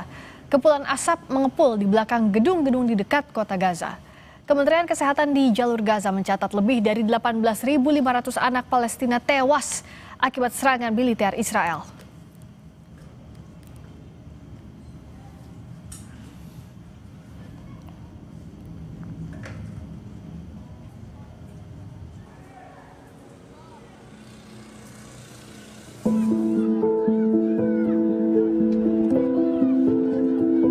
Pengungsi di Palestina masih bertaruh nyawa demi mendapat bantuan makanan. Di tengah antrean, sejumlah warga bahkan membawa jasad dan korban luka akibat serangan Israel. Orang-orang membawa jasad-jasad di atas palet kayu karena ambulans tidak dapat mencapai lokasi kejadian. Sementara, kerumunan besar orang menaiki truk-truk bantuan dan yang lain membawa karung-karung tepung di punggung mereka. Sejak konflik Israel-Hamas pecah pada 7 Oktober 2023 yang lalu, lebih dari 60.000 penduduk Palestina kehilangan nyawa. Puluhan warga Gaza yang sedang menunggu bantuan tewas diserang Israel pada Rabu pagi waktu setempat. Banyak anak yang harus kehilangan orang tua mereka saat berupaya mendapatkan bantuan makanan. Suasana duka menyelimuti Gaza saat warga membawa anggota keluarga mereka untuk disolatkan. Hingga saat ini, militer Israel belum juga memberikan komentar mengenai serangan yang diduga dilakukan mereka.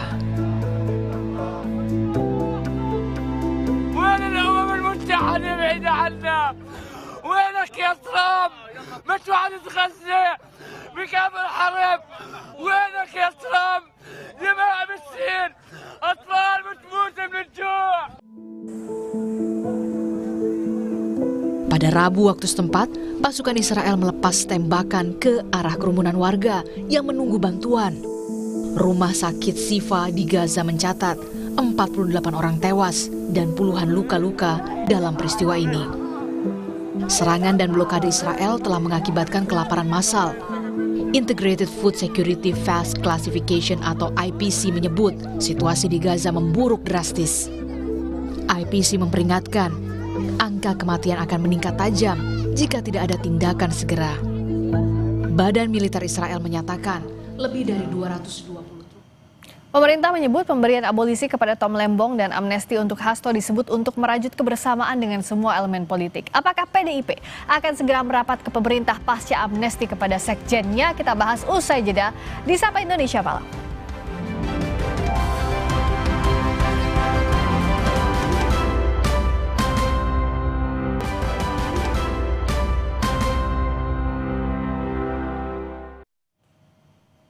Masih di Sapa Indonesia Malam bersama saya Friska Clarissa.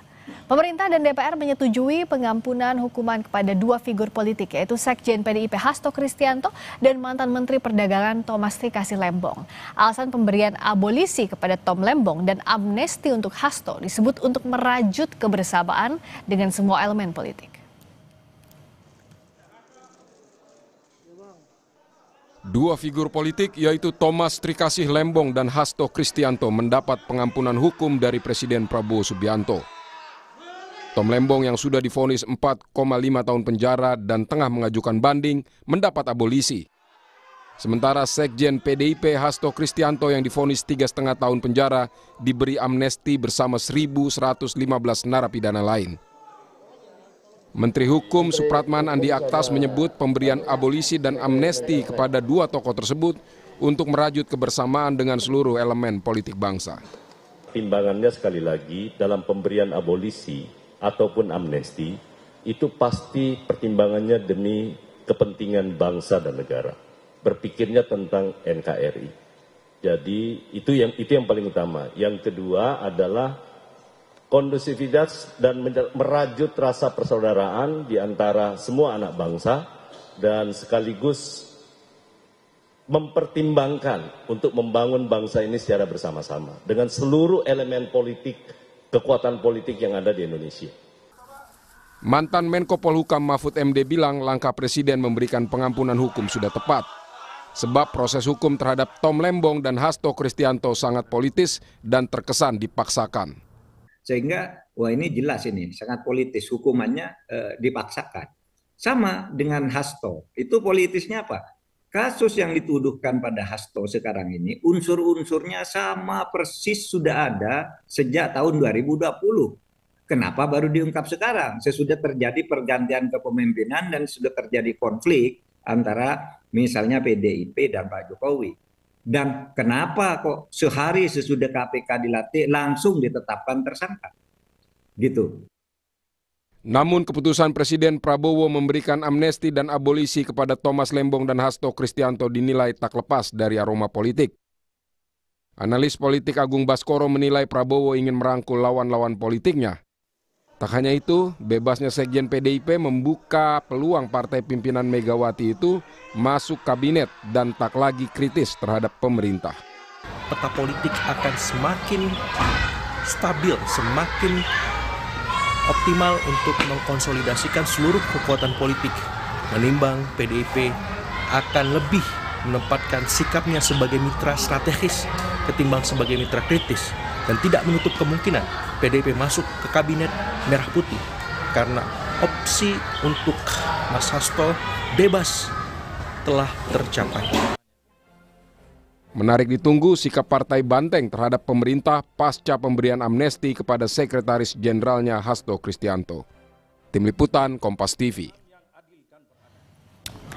Lalu benarkah pemberian amnesti kepada Hasto Kristianto dan Tom Lembong yang diberikan abolisi syarat muatan politik untuk merangkul kekuatan-kekuatan di luar pemerintahan? Kita akan bahas bersama anggota Komisi 3 DPR RI, fraksi PKB Hasbela Ilyas, pengacara Hasto Kristianto Magdir Ismail, dan Ketua Perhimpunan Bantuan Hukum dan HAM Indonesia Julius Ibrani. Selamat malam Bapak-Bapak. Malam Rizka. Yang bajunya paling cerah warnanya sekaligus warna mukanya paling cerah juga ya, raut mukanya paling cerah. Aduh, Pak Magdir Ismail. Tapi lihat sekarang ini dari tim sebenarnya tahu atau tidak sih akan adanya amnesti untuk Pak Hasto? Kapan dikasih tahunya? Saya itu tidak tahu ya. Sampai akhirnya? Sampai tadi malam ketika dihubungi oleh teman-teman wartawan mengenai amnesti itu. Saya pikir tadinya kita kan memang sudah bersiap untuk banding. Ya. Kita juga bersiap sampai akhir ya, dalam arti bahwa seluruh proses hukum ini kalau andai kata KPK melaksanakannya, mulai mereka banding, kita akan banding, mereka kasasi, kita akan kasasi, bahkan kami pun akan bersiap diri untuk PK gitu loh. Ya, karena terus terang dari sisi hukum ya, tidak ada bukti yang cukup untuk menyatakan Pak Hasto ini bersalah. Ya. Paling tidak hakim sudah mengakui ya, kalau hakim sudah mengakui bahwa obstruction of justice itu tidak terbukti. Akan tetapi yang dianggap terbukti oleh hakim itu adalah mengenai suap. Ya, itu kalau kami sampaikan itu adalah otak-atik Gatuk mengenai uang 400 juta. Uang 400 juta ini kata Hasto tadi ada 600, ya, 200 untuk penghijauan. Nah, kemudian ada satu komunikasi antara Doni dan Saiful. Dia bilang tadi ada 400 dari Pak Hasto. Nah, dan long story short, ini kan sudah akhirnya diputuskan oleh Presiden memberikan amnesti untuk Pak Hasto. Kepresnya udah turun? Saya belum tahu, belum terima kami belum terima sampai jam 6 tadi, kami belum menerima itu. Saya tidak tahu apakah teman-teman tim lain sudah menerimanya atau belum. Ya, berarti Pak Hasto masih belum bisa keluar ya sampai sekarang? Belum bisa keluar sampai jam 5 tadi belum bisa keluar. Karena dia masih ada di KPK. Jadi teman-teman itu sekarang menunggu di KPK untuk menunggu apakah Kepres itu juga disampaikan pada malam ini atau pada sore hari tadi kepada pimpinan KPK sehingga bisa dieksekusi. Nah kalau kepresnya kita tunggu, Bung Julius, ini kan mau tidak mau jadinya keputusan politik karena mengeluarkannya presiden meskipun terhadap putusan hukum atas Hasto Kristianto maupun Tom Lembong. Apakah ini akan jadi presiden untuk kedepannya kasus hukum kita dijalanin dulu sampai akhir? Ada yang dinilai tidak beres atau ada yang dinilai politis baru di akhirnya diintersep dengan amnesti abolisi? Nah itu yang perlu kita perhatikan di situ, Friska. Saya ada 2 catatan. Pertama, yang namanya gerasi, amnesti, abolisi, rehabilitasi itu memang kewenangan politik eksekutif dalam merespon hasil atau produk kekuasaan yudikatif itu dulu. Nah, yang belum terlihat tergambarkan di depan masyarakat adalah indikator atau pertimbangan dari pengambilan kebijakan politik berupa amnesti ini apa? Yang kami dengar adalah integrasi politik. Itu penting, tetapi jangan lupa catatan yang kedua adalah di balik integrasi politik ini ada proses hukum, criminal justice system yang menyangkut pemberantasan korupsi, yang menyangkut keadilan, dan saat ini itu belum clear. Sehingga kalau ini kemudian jadi rujukan, kemudian jadi presiden, saya pikir ini jadi presiden yang negatif, yang buruk kemana-mana. Bukan hanya ke dalam pemberantasan korupsi, karena the game still play on, dia belum selesai, gitu ya. Dari pihak kuasa hukum saya yakin sekali beberapa peristiwa awal, pemeriksaan awal, hukum acara awal itu banyak yang dilanggar. Publik mau tahu beneran dilanggar atau tidak, itu belum selesai. Yang kedua, tadi indikator yang Bang Magdir sampaikan soal 400 juta, soal Harun Masiku, soal instruksi, ini sedang dalam pembelaan dan dalam pembuktian kami juga melihat tidak 100% beyond reasonable doubt. Artinya pembuktiannya tidak 100% meyakinkan, yang artinya perlu ada proses yang terus berlanjut sampai meyakinkan. Ini juga presiden buruk bagi publik ketika sedang berjalan, publik belum yakin atas putusan, tahu-tahu kemudian dia diintervensi. Nah, yang menarik adalah di sini belum terungkap apakah pertimbangan itu atas kekecewaan proses dan pertimbangan hakim yang tidak meyakinkan itu atau apa. Bagi kami publik, pemberantasan korupsi tidak boleh ditawar-tawar. Yang pertama, keadilan bagi publik karena ini kasus korupsi juga tidak boleh ditawar. Ini edukasi bagi publik dan ini konstitusional. Nah ini yang harus dijawab sampai saat ini. Tuntas. Oke. Nah kalau dari Bung Hasbi bisa dijelaskan Pak Hasbi, pertimbangannya DPR akhirnya mengeluarkan amnesti dan abolisi apa? Apakah tadi kental dengan muatan politisnya karena mau tidak mau ini adalah produk politik? Begini Mbak, yang dilakukan oleh Presiden ini adalah hak konstitusi Presiden. Betul. Ada masalah. Dengan koordinasi dengan DPR, kita pertimbangan dari DPR, dan saya rasa politik juga tidak murni politik, kecuali proses hukumnya belum jalan. Toh ini sudah berjalan proses hukumnya, dan Pak Hasto sudah divonis, tinggal menunggu langkah banding. Hukum berikutnya banding. Tidak ada masalah. Kita tidak bisa ya melihat hukum itu, oke, kita setuju dengan pemberantasan korupsi, dengan kita setuju. Yang dari awal Pak Hasto itu janggal, sangat janggal. Saya di DPR pada waktu itu, saya sering berapat dengan KPK, saya sering mengatakan, oke, pencegahan korupsi kita setuju, sangat setuju. Penangkapan ini semua kita sangat setuju. Tapi untuk pencegahannya harus maksimal. Masa Pak Hasto ini sudah sekian lama, sudah sekian tahun baru ditangkap. Nah ini kalau dikatakan motif politik murni, saya tidak setuju. Karena prosesnya sudah berjalan. Kecuali prosesnya belum berjalan. Yang kedua, kita perlu juga Mbak. Negara ini udahlah nggak perlu kacau, rusuh ini. Ini menurut saya kebijakan presiden. Kebijakan presiden yang sangat bijaksana. Kenapa itu? Kita kalau di dalam agama saya, misalnya dalam Islam, kalau kita berdoa itu misalnya begini, Al-Halimul Karim. Allah Subhanahu wa taala Maha bijaksana dan pemurah. Dari sini kebijaksanaan presiden. Ya pemimpin kan tidak bisa kita 1 tambah 1 harus 2. Ya harus bijaksana. Dilihat latarnya juga dulu, ada apa? Dilihat apa? Kenapa ada kasus ini? Nah, kalau dari pihak Pak Hasto sebenarnya langkah hukum sebelum banding itu yang harusnya bandingnya sore ini, betul ya Pak Magdir ya? Betul. Itu apa sebenarnya yang masih dirasa janggal? Kalau tadi kata Bung Julius kan dari awal juga hukum acaranya sudah mungkin saya mencoba meneruskan apa yang disampaikan oleh Julius tadi. Ini saya nggak terlalu jauh mundurnya. Saya akan mulai dari Desember tahun 2024. Desember 2024 itu catatan kami. 14 Desember Mas Hasto itu dihubungi oleh orang, diminta mundur sebagai sekjen dalam waktu 1x24. Orangnya adalah dari pihak mana? Ya udahlah. Mantan yang lama, Mbak. yang kedua. Gak mungkin disebut sih sama Pak Magdir. Tapi kedua, orangnya tahu ya kira-kira. Kira-kira. Yang kedua, jangan sampai ada pemecatan. Kalau kedua hal ini tidak dilakukan oleh Pak Hasto, dia akan dapat masalah hukum, akan ditahan, akan ditangkap, dan seterusnya. Itu 14 Desember. 14 Desember itu? Ya. 16 Desember terjadi pemecatan. Oke. Ya. Kemudian pada hari yang sama, pelantikan pimpinan KPK dipercepat. Mestinya itu kan tanggal 20 Desember. Betul. Ya. Tetapi ini dipercepat. Nah, tanggal 18 Desember, laporan perkembangan penyidikan dibuat oleh para penyidik kepada pimpinan KPK.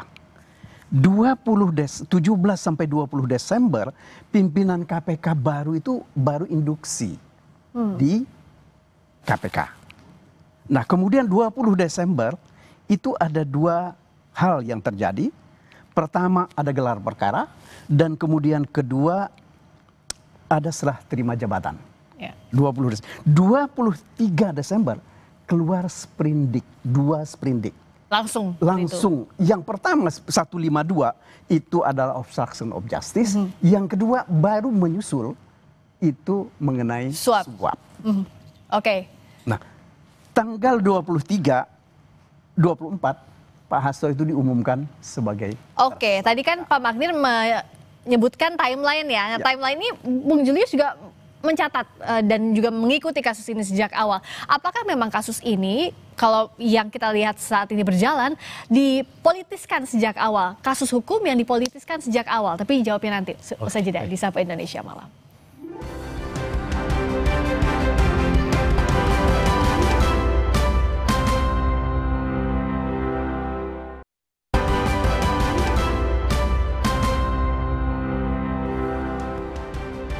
Masih di Sapa Indonesia Malam bersama dengan anggota Komisi 3 DPR fraksi PKB Hasbiala Ilyas, pengacara Hasto Kristianto Magdir Ismail, dan Ketua Perhimpunan Bantuan Hukum dan HAM Indonesia Julius Ibrani. Saya ke Bung Julius dulu, tadi kita terputus. Jadi apakah sebenarnya jalannya kasus, baik itu kasusnya Mas Hasto maupun Pak Tom Lembong, sama-sama dipolitiskan sejak awal? Ya, jadi gini, kalau kita lihat timeline yang dibicarakan Bang Magdir, Mas Hasto juga sudah pernah cerita ke saya langsung. Timeline ini masuk ke dalam diskresi penegak hukum. Diskresi itu dalam konteks tata negara, dia adalah kewenangan politik kekuasaan eksekutif dalam penegakan hukum. Kita nggak bisa ngeles soal itu. Kenapa? PBAI punya banyak laporan ke KPK yang tidak disentuh, tidak dimulai sama sekali bahkan gitu. Tapi ini begitu cepat. Nah, tapi kami harus melihat, menilai ketika ini ada criminal justice system proses, maka kita harus ngecek due process of law, administrasinya seperti apa. Kami lihat kemarin, kami pantau dari dekat, administrasinya berantakan. Bahkan BAP lama diduplikasi untuk BAP yang sekarang. Dan hal-hal lain yang sudah kami ingatkan kepada KPK agar rapi. Tidak terulang peristiwa Prof. Edi Yaris. Itu yang pertama. Yang kedua adalah, ini kan rangkaian yang bersamaan dengan Harun Masiku dan yang lain. Harun juga belum tertangkap. Nah, kami katakan, kenapa tidak diproses dulu, kenapa sekarang, kenapa begitu pergantian ketua 1 hari selanjutnya langsung digas segala macam. Ini menimbulkan banyak pertanyaan yang kemudian nggak bisa dijawab selain daripada kewenangan politik. Nah, tapi kalau tadi Bung Julius jelaskan sejak awal ada hal yang politis sejak awal kasus ini. Dengan solusinya amnesti maupun abolisi untuk kasusnya Pak Tom dan amnesti untuk Mas Hasto, ini solusi yang tepat atau tidak? Tentu tidak. Jadi di tengah, menurut saya, di tengah kericuhan proses yang banyak kejanggalannya tadi, seluruh pihak baik Mas Hasto, tim lawyer, KPK dan yang lain, ini harus membuat clear di dalam proses peradilan dan diakhiri dengan putusan yang tadi 100% beyond reasonable doubt, tidak boleh ada pertimbangan yang janggal seperti putusan sekarang ini. Pembuktiannya hukum mestinya. Pembuktiannya hukum, koridornya hukum. Tapi kami memahami situasi begini, Friska. Ketika ada proses politisasi, maka exit clause-nya adalah proses politik dan itu kami memahami. Makanya kami katakan jangan pernah intervensi proses penegakan hukum dengan politik kalau tidak mau diintervensi di ujung juga dengan politik. Itu kami ingatkan terus begitu. Karena pasti dari awal dan exit clause-nya juga akan politik kalau sejak awal itu. Sudah politik. Meskipun kami juga adalah penerima manfaat keputusan politik, gerasi Eva Bande, gerasi Mary Jane dan segala macam. Dan itu memang hak prerogatif yang dalam konteks politik seorang presiden, kekuasaan eksekutif. Betul. Nah, kalau dari Pak Hasbi, sebenarnya apakah dengan kasus ini kinerja penegak hukum juga bisa dievaluasi? Karena di ujungnya harus diintercept oleh keputusannya presiden. Oh tidak, kinerja penegak hukum sudah bagus menurut saya. Kenapa bisa? Karena ini bukan hanya Mas Hasto dan Tom Lembong aja, ada sekian banyak, ada 1000 orang lebih. Jadi kita jangan hanya terfokus dengan Mas Hasto dan Tom Lembong. Tapi dua nama ini kan dua nama politik yang besar dalam momentum ini. Karena dua nama ini syarat dengan politik, yang satu Mas Hasto kebetulan sekjen PDI, yang satu lagi pendukung calon presiden yang lalu yang saya dukung dulu. Iya ya, satu kubu waktu itu. Jadi kelihatan muatan politiknya seakan-akan masyarakat ini menganggap ini motif politik, padahal hukumnya juga sudah dijalankan, jadi tidak murni menurut kami politik itu. Nah, tapi andai kata ini kan kebijakan presiden yang baru, yang presiden yang menginginkan bahwa kearifan presiden Pak Prabowo, maksud Pak Prabowo, udahlah kita hari ini kita kembali, kita menyatu di NKRI, yang satu mungkin Tom Lembong lebih dekat ke kanan, yang satu lebih dekat ke kiri. Udahlah kita nyatu, sekarang kita bangun negara bareng-bareng kan seperti itu. Oke. Nah, tapi saya setuju bagian presiden memiliki kewenangan mutlak eksekutif di konstitusi lalu mengambil kebijaksanaan terhadap proses hukum yang banyak janggalnya dan segala macam. Tapi ada yang nyangkut di situ. Apa yang nyangkut? Yang nyangkut tadi, apakah ini kasus korupsi atau bukan? Sementara sedang berproses lalu diintervensi. Yang kedua, apakah bersalah atau tidak? Sementara putusan dianggap bersalah. Padahal Bang Magdir tadi cerita, proses pembuktiannya lemah dan yakin betul bahwa Mas Hasto tidak bersalah.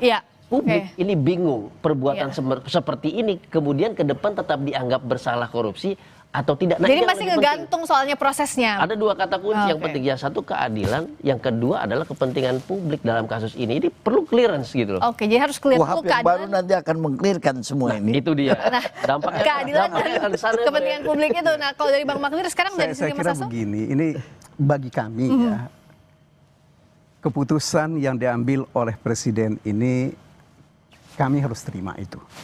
Sebagai sesuatu yang baik untuk kita ke depan. Menurut hemat saya, kami dalam diskusi dengan teman-teman, memang apa yang terjadi ya, kalau boleh jujur, 10 tahun terakhir ini kita ini kan terbelah. Ya, antara yang suka dengan yang tidak suka. Nah, harapan kita kan tentu saja ini adalah satu bentuk apa ya, dari kegiatan ke depan itu kita bersatu. Kita bersekutu kembali untuk membangun negeri ini. Bukan dijadikan sate, ya. Bukan persatuan, tetapi persatuan yang harus kita lakukan ke depan.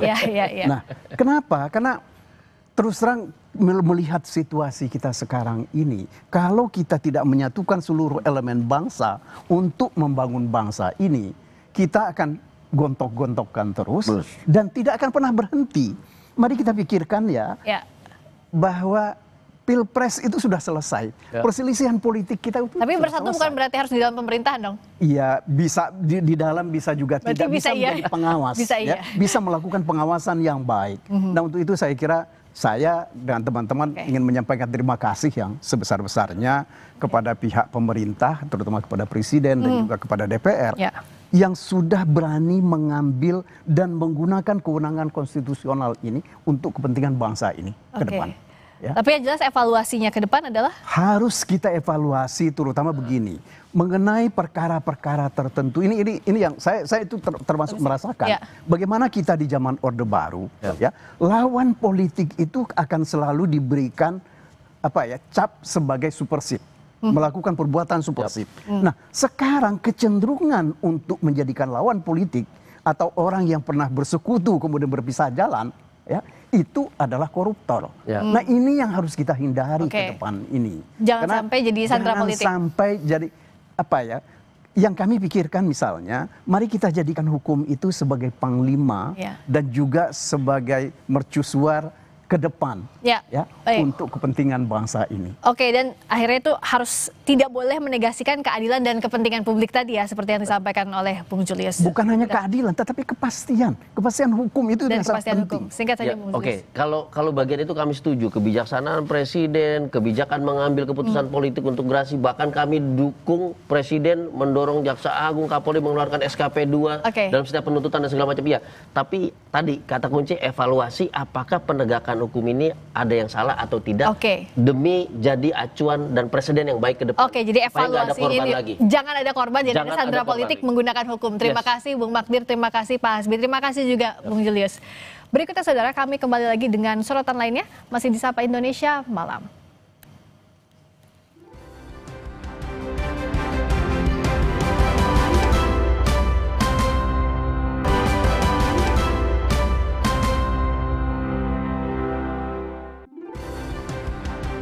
Partai Gerindra, saudara, mengubah struktur kepengurusan harian Partai Gerindra periode 2025-2030. Menteri Luar Negeri Sugiono didapuk menjadi sekjen menggantikan Ahmad Muzani. Sugiono mengumumkan langsung perubahan struktur kepengurusan Partai Gerindra usai bertemu dengan Ketua Umum Partai Gerindra Prabowo Subianto di Hambalang, Bogor, Jawa Barat. Kini Muzani menjabat sebagai Sekretaris Dewan Pembina dan Ketua Dewan Kehormatan Partai Gerindra. Menciptakan Indonesia yang adil, makmur, dan masyarakat yang sejahtera. Terima kasih. Assalamualaikum warahmatullahi wabarakatuh. Kami pimpinan Dewan Pimpinan Pusat Partai Gerindra menghadap kepada Ketua Dewan Pembina Partai Gerindra untuk mendapatkan arahan beliau, dan pada pertemuan ini beliau menyampaikan keputusan Ketua Dewan Pembina Partai Gerindra tentang struktur kepengurusan Dewan Pimpinan Pusat Partai Gerakan Indonesia Raya periode 2025-2030. Dalam surat keputusan yang beliau tanda tangani, susunan kepengurusan DPP adalah: pemerintah akan menggelar rangkaian kegiatan di bulan kemerdekaan menyambut peringatan Hari Ulang Tahun ke-80 RI 17 Agustus mendatang. Rangkaian tersebut dimulai dengan doa kebangsaan yang berlangsung pada Jumat malam. Kawasan Tugu Proklamasi dipilih menjadi pembuka rangkaian HUT ke-80 RI. Sekitar 1.500 umat beragama hadir untuk melaksanakan doa kebangsaan. Agenda doa kebangsaan merupakan perwujudan Indonesia yang tak hanya sebagai bangsa berketuhanan, tapi juga bangsa yang toleran dan plural.